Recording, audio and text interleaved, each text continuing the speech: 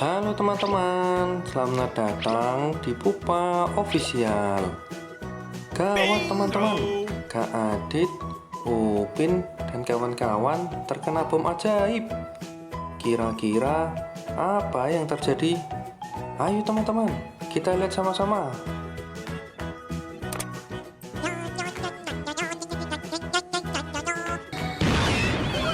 Wah, Mei berubah menjadi kelinci teman-teman setelah terkena bom ajaib.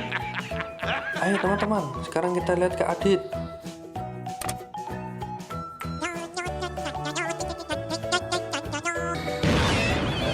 Waduh, Kak Adit berubah menjadi kura-kura teman-teman setelah terkena bom ajaib. Oh ya teman, sebelum lanjut jangan lupa tekan tombol subscribe dan nyalakan loncengnya teman ya. Kalau sudah, ayo teman-teman kita lanjut lagi. Kita lihat si boy.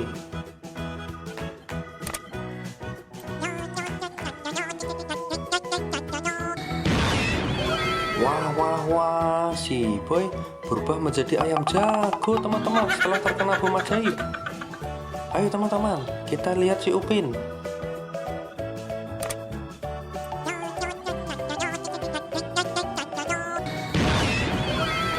Waduh, si Upin berubah menjadi kodok teman-teman setelah terkena bom ajaib.